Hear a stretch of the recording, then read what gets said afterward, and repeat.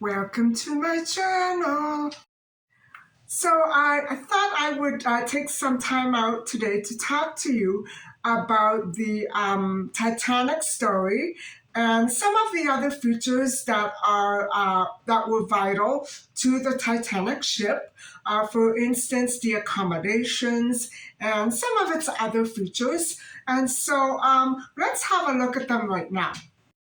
So I guess a lot of it is concerned with technology. And let's start with the actual accommodations. And so the interiors of the other ship, the Olympic class ships, were subdivided into 16 primary compartments and divided then by 15 bulkheads that extended above the waterline. And so, as you know from our previous discussions, the Olympic was one of the other ships upon which the Titanic was modeled. And so there were 11 vertically closing watertight doors that were sealed off compartments in the event of an emergency.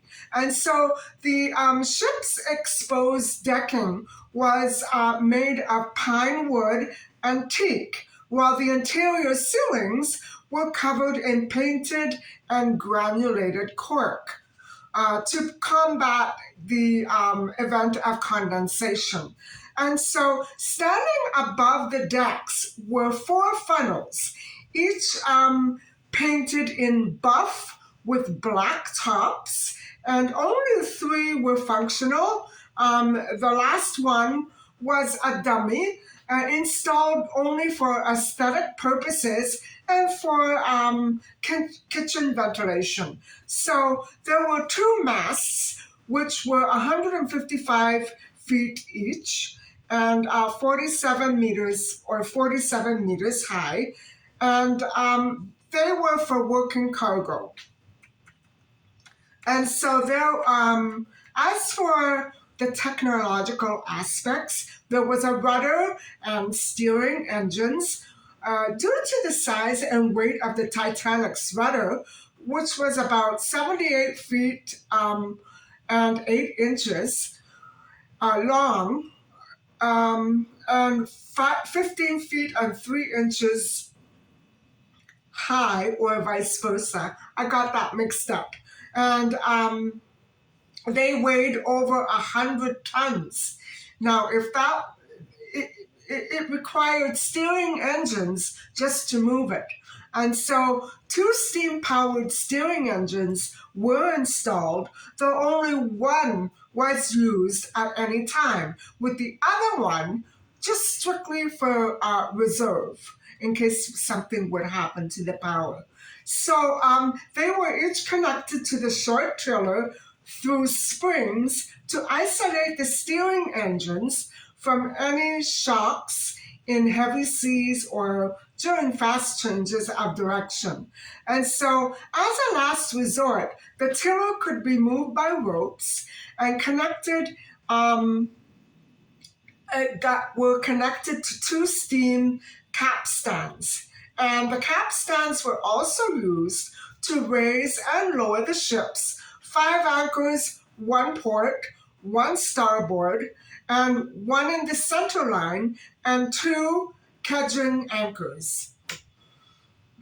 I'm trying to picture that. So, as for water, ventilation, and heating, the ship was equipped with her own waterworks and very capable of heating and pumping water to all parts of the vessel via a complex network of pipes and valves.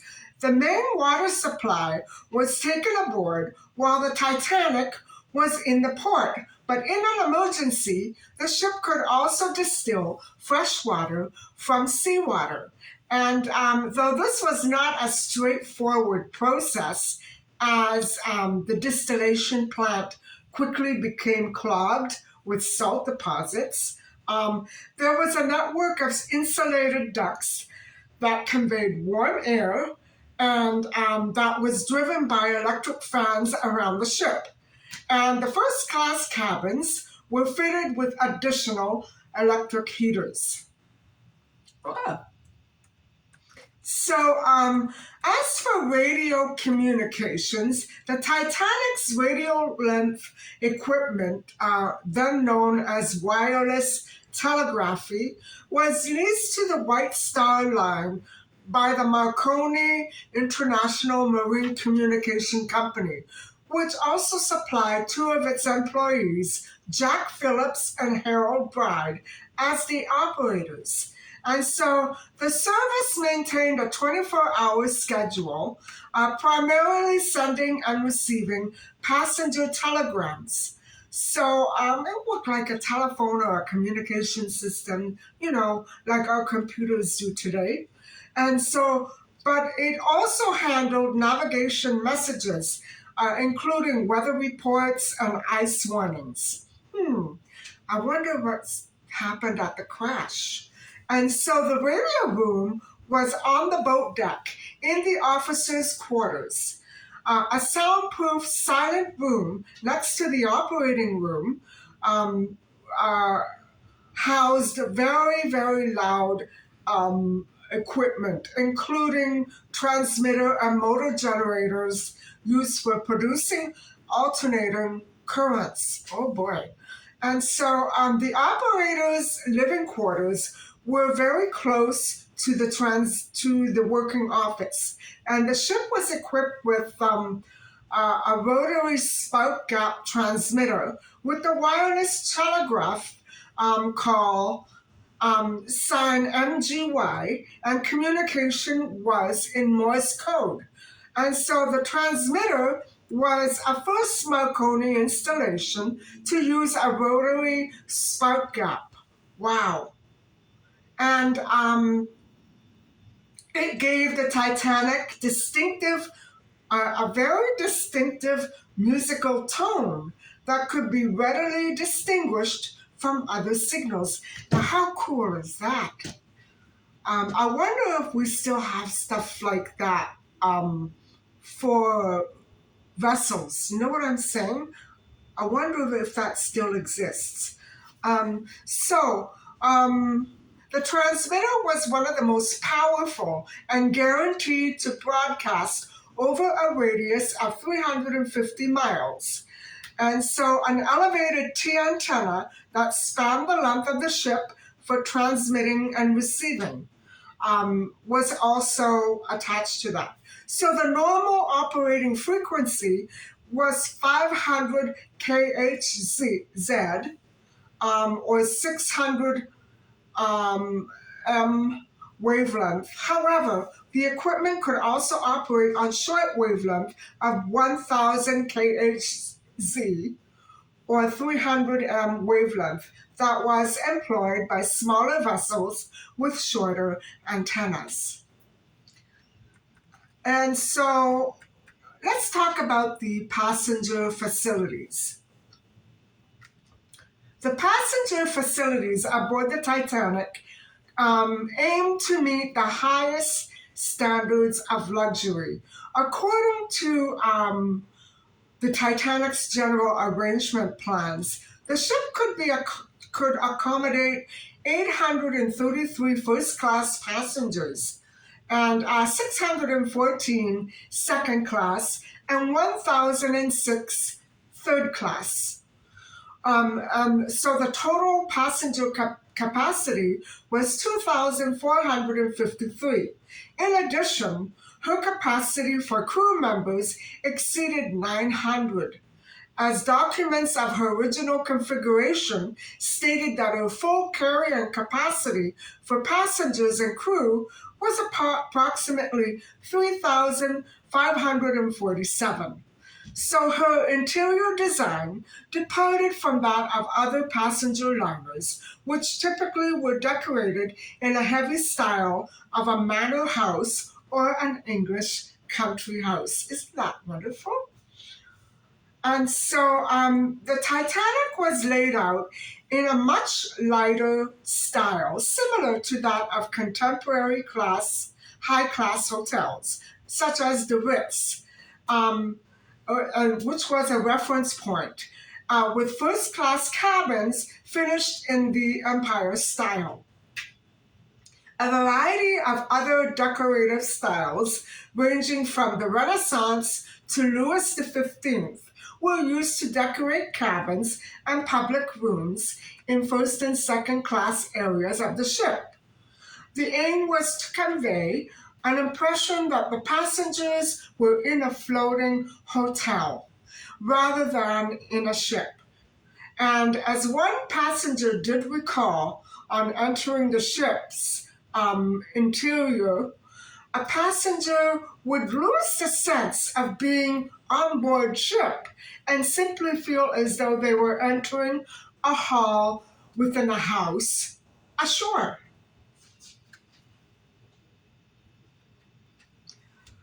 Now, the most lavish decorous scheme was that of internationally famous and very glamorous tourist attractions.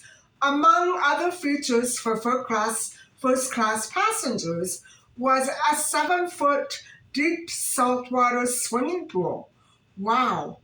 A gym, a squash court, and Turkish electric baths, steam room, cool room, massage room, and hot room.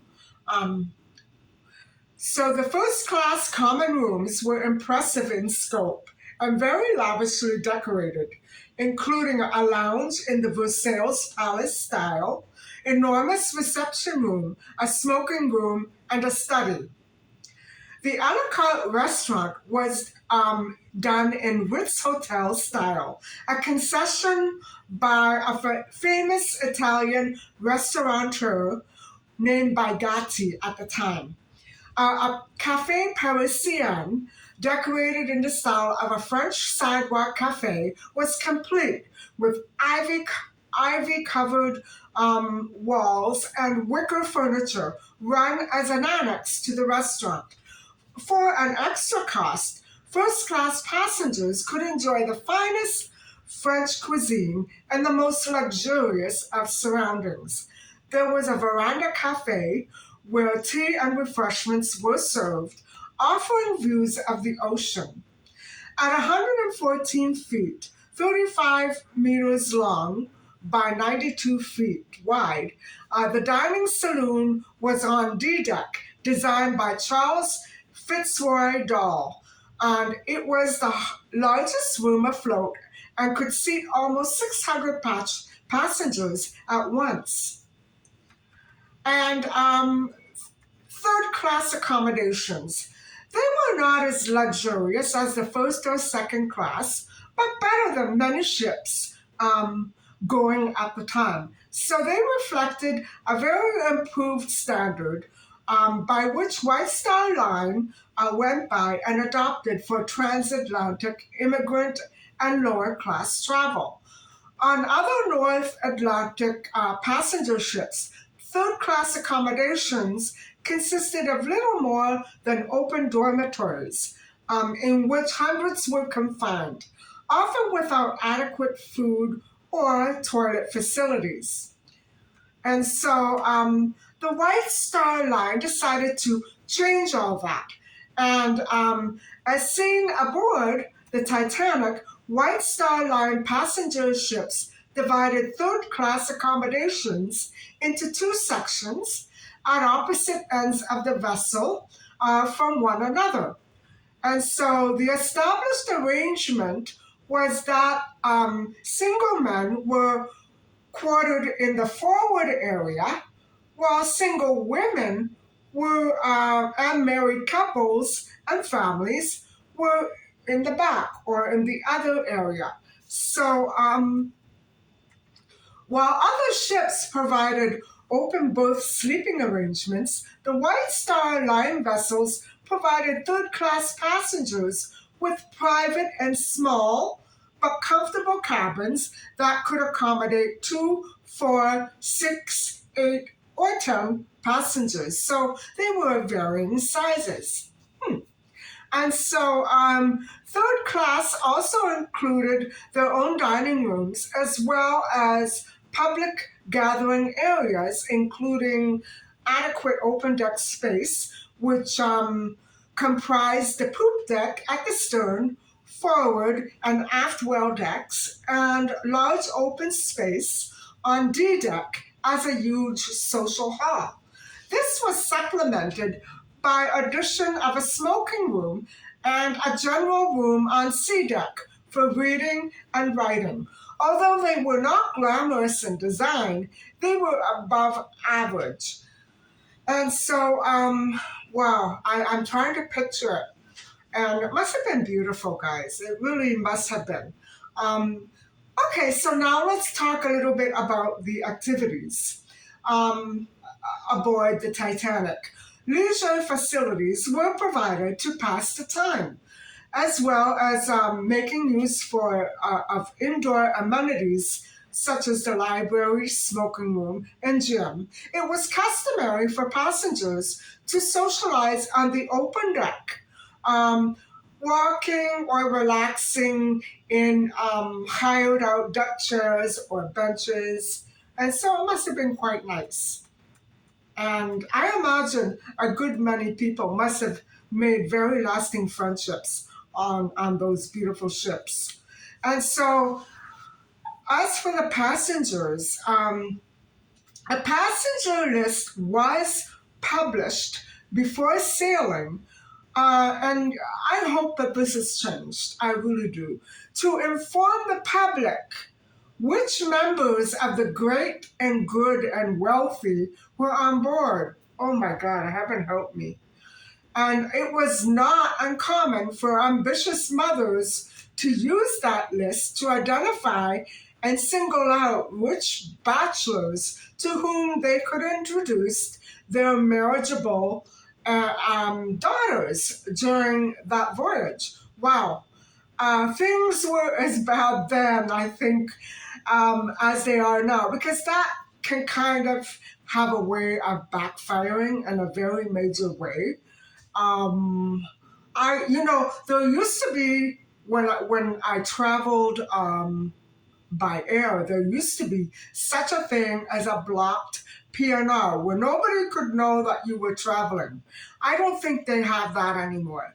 At least not the last time I tried to fly. And so those were very, very popular and existent in the 80s and 90s. And so unfortunately, I think they are now a thing of the past. I'm not sure why.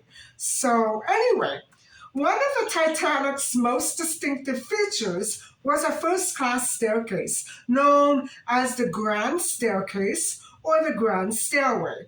It was built of solid English oak with a sweeping curve, and the staircase descended through 7 decks of the ship. Wow.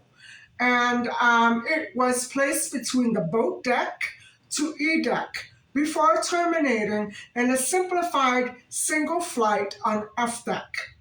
Wow. It was capped with a dome of iron and glass that let natural light through onto the stairwell. Each landing off the staircase gave access to a very ornate entrance hall, paneled in the William and Mary style, and lit by